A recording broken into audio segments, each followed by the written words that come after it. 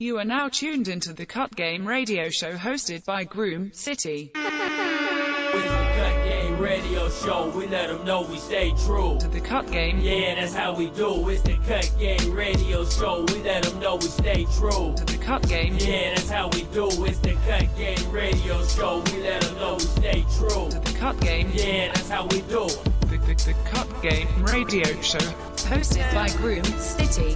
That's how we do.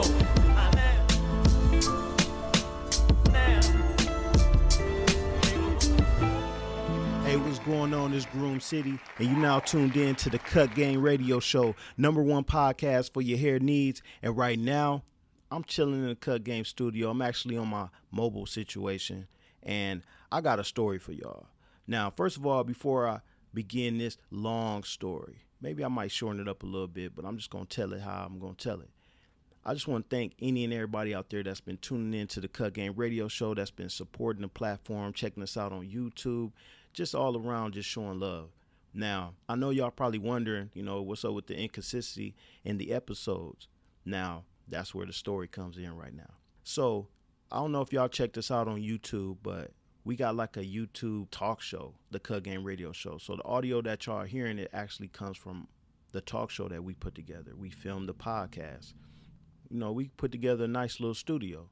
But we just don't want to stay in the studio. We want to be out in the field. We want to document the current barber culture. We want to highlight barbershops within Southern California and within the U.S. To do all of this, we need a mobile setup that we can just grab and go. So it took a minute, but we finally pieced together our mobile setup. It consists of another MacBook Pro, a PC computer, a real portable mixer, another camera, various lenses, tripods. Talking about, a for real setup. So this mobile kit was going to stay with me every day, all day, every day. I'm talking about I'm grabbing my keys, I'm grabbing my cell phone, grabbing my wallet, and I'm grabbing 2 bags that contains all these items every day. So Thursday, I brought all this stuff up to the shop. Now, it's a lot of equipment. So I'm only really taking it out my car to the shop because of the heat. Now, Friday comes along, I got a packed schedule. I get to the shop, I leave the equipment in the car. In my mind, I'm like, when I get a break in my schedule, I'm going to come down to the car and bring my equipment up and so forth and so on. So I'm in the shop, getting it in. Never really got a break. All my busy barbers know what that's about. When the getting is good, you're going to get it. So somebody comes in the shop, they're like, hey, do you guys own a Black Dodge Journey? Now, Black Dodge Journey, that's my wife's car. So it's not a familiar car that you'll see in the parking lot all day.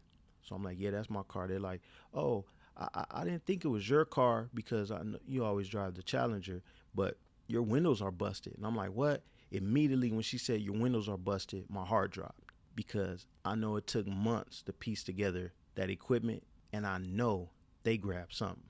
So since there's a lot of equipment, I'm like, hopefully I still got my laptops with my intellectual property because it was back to school. I haven't backed that stuff up. So I was already I'm talking about my heart was in my throat. So I go down to my car, sure enough, windows busted, and everything is gone. I'm just sitting there distraught. My client ended up calling the police for me, and he told me, I'm new to Apple. So he told me, hey, it was a MacBook in there? I said, yeah. He said, take your phone and see if we can find it real quick. And I'm like, huh? So I go to find my iPhone. I didn't know that to find your iPhone can also find your laptop. So it wasn't able to find my laptop, but it had me where I can lock my laptop and put a message on my laptop. So he told me, put your phone number and put reward. You never know, somebody might call you with it. So I put that message on there and locked my MacBook Pro. I'm just out there just pacing back and forth, just tripping, like all of my work. I'm talking about we stay ahead of schedule. So it's about 4 episodes in the computer. Then not only that, it took me months to piece together that equipment. So I'm just sitting up there like, dang. And I got a busted window, and this is done to my wife's car. So all of a sudden the police come, and while we're doing a police report and they're taking fingerprints, I get a call.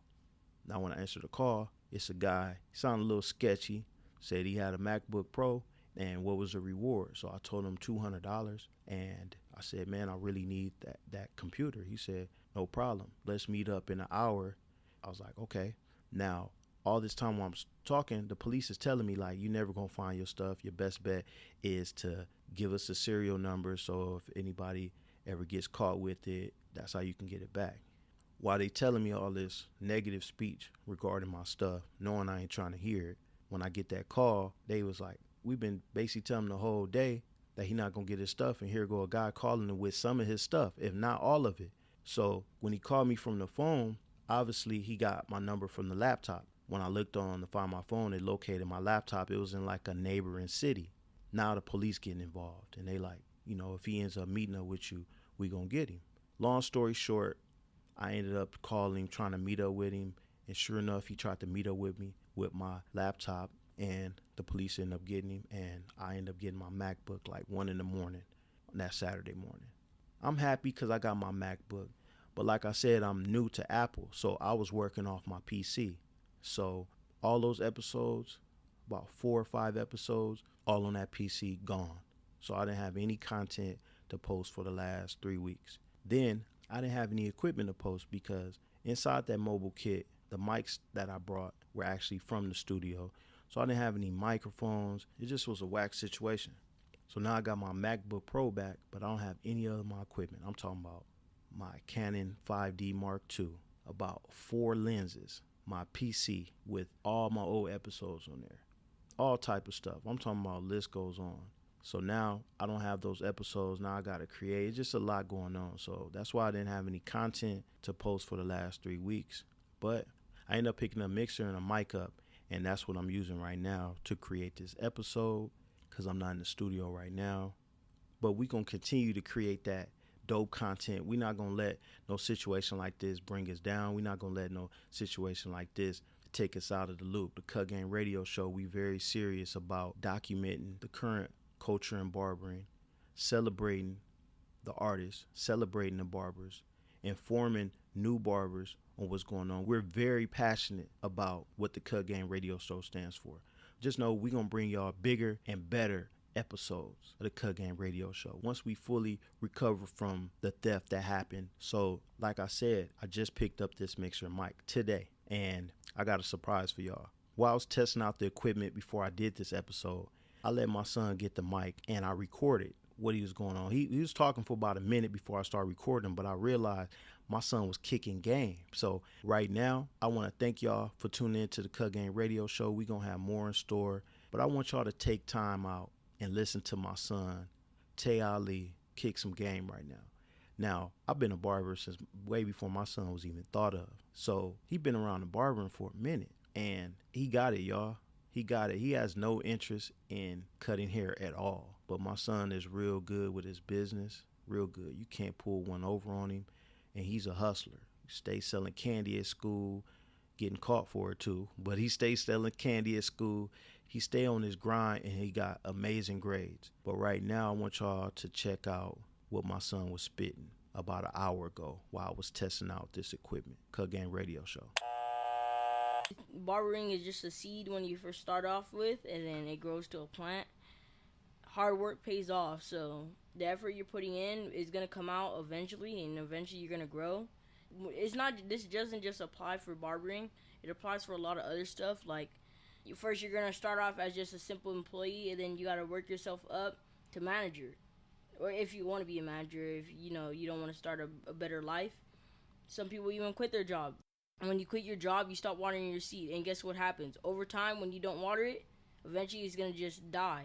The plant's just going to die and turn brown. Now, like I said, with a plant, there's always seasons. Fall, which makes your plants turn brown, leaves stop, that's just your hard times. So with fall, when fall hits, there might be some bad times that happens and trying to stop you from, growing your seed. But, you got to work through it. Like I always say, work through your problems, keep going, because you grow, you're only gonna get older. You're not gonna get younger. Your job's you're only gonna grow from your job. You're not just gonna start going down and decreasing. You're gonna increase. That's why they say a raise. You never really hear people say, "Hey, I didn't get a raise. I got a decrease. They decreased my pay," unless you came to work late or something. So that kind of applies to every job. Now, the definition of a good barber is just someone that puts their time and effort, not just some $5 cut on the side of a street kind of barber. Is just a real barber, someone that I'm not saying all barbers have to book a private session to do this and that. That's just taking the extra step, which is what my dad is doing. Not all the people are taking the extra step, but that just still doesn't mean that they're not a real barber. A real barber is someone that puts the time and effort to put a great cut rather than just slapping on a little zin zin and being all done. Because any barber can just zin zin you real quick, fix up your hairline a little bit and be like, my $10, my $20 or whatever. But a real barber, he can cut your hair, give you up a fade. You might be short a little money. He might let you pass.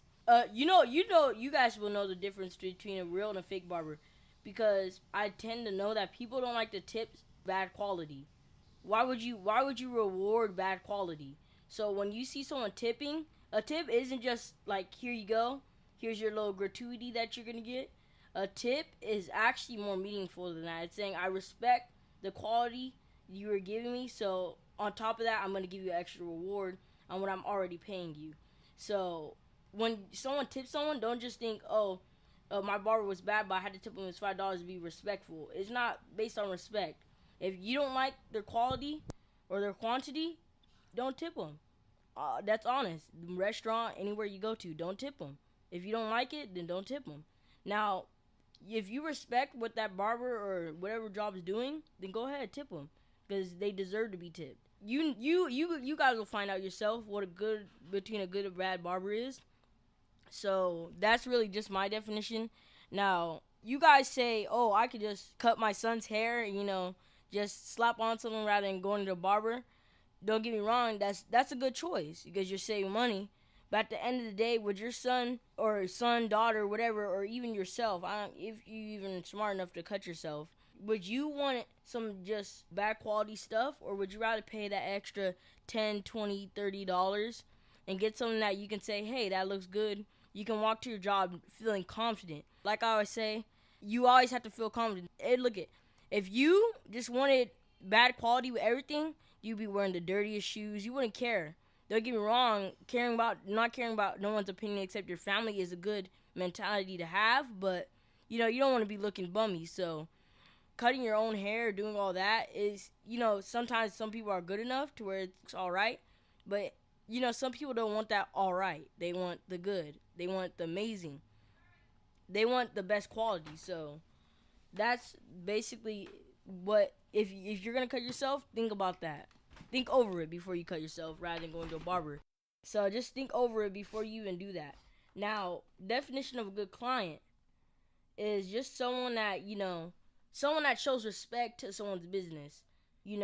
Bringing a bad mentality to the barbershop, I think that shows signs of a bad client. Sometimes you go to those ghetto places and, they're always arguing. I think that's why my dad even left, is because all the arguing you go through, you guys think it's just funny, yeah, but what they deal with is more than what the clients deal with themselves. So they're going to deal with 10, even 100 times more than what you're dealing with, because you forget they have to pay rent. What if they pay rent late? They might not even pay rent. They might bring something like weed or liquor to their barbershop, and you have to deal with that. So there's a lot of, trouble stuff. Like I said, that's the fall of your seed. Fall and winter are always those bad seasons, but you're going to get to the spring and the summer, and your seed's going to grow. So this doesn't just apply to barbers. If you're not a barber, keep watching. So this doesn't just apply to barbers. Like I said, your fall or your winter is going to hit. You got to get past that. You got to wear the extra coat. You got to be able to still get past. Make sure your plant gets enough shade. Do the extra step over those troublesome times, so that once you pass by, you're good.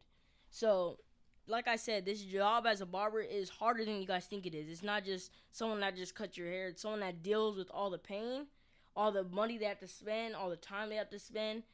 And some of the stuff, if you guys would actually watch every step they did, follow them at their house, some stalker stuff, then, you would be bewildered by half the stuff they do, because it's really, really complicated, I should say.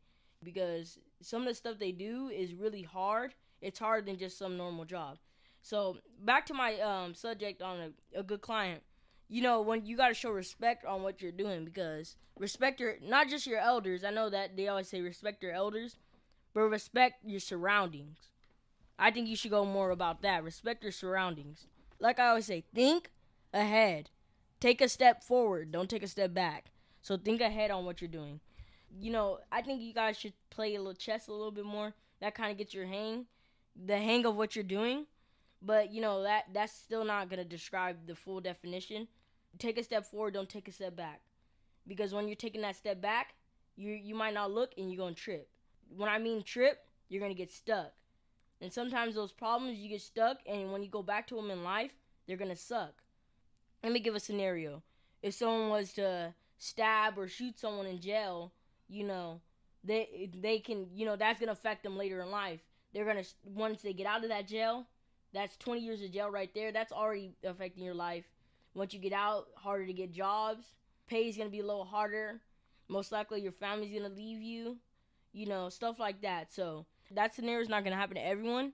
But, there's scenarios similar to what I'm saying. Like, you might even say, like, you paid your bill, not on time. So now your bills that you didn't get to pay are affecting you now. So the pay you get next month, you have to put in the bills you didn't get to pay. Or, hey, you got a ticket. And, that money you were going to use to pay off bills, now you have to use to pay off your ticket.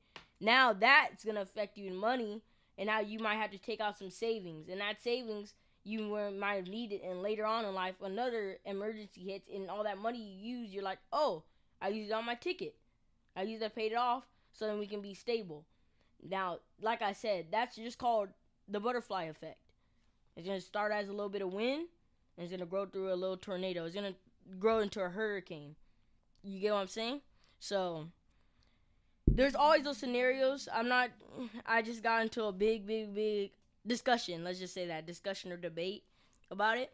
But I guess that's the best way to describe a best barber and a best client. I guess this is it. This is my little segment that I'm going to get in. This might be the last of me, but if it's not, I might come back.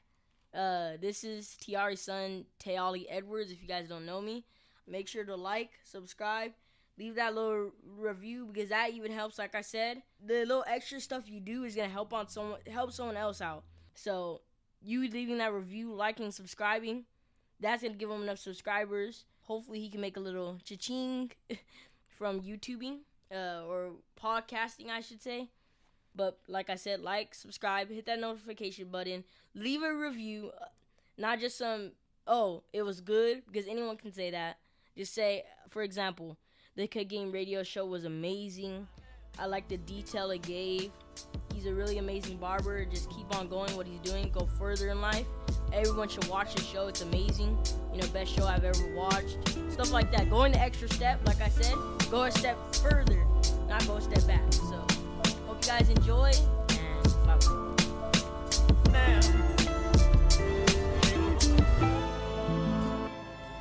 That concludes our show. Please join us next week as we chop up game and share secrets to success on the Cut Game Radio Show.